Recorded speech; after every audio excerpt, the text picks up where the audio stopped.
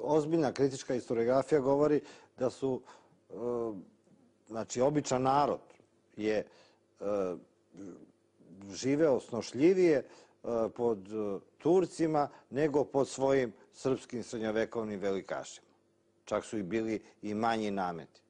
Je to istina? Tako je počelo, naravno, i tome govore i turski kroničari i naši izvori, to je i u Srbiji, u Bosni, to je bila sređena feudalna država koja je gledala da osvoji, da ide dalje.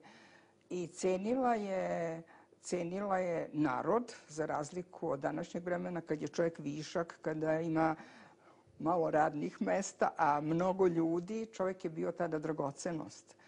Ljude su otimali, grabili, knezovi su imali obavezu da naseljavaju sela.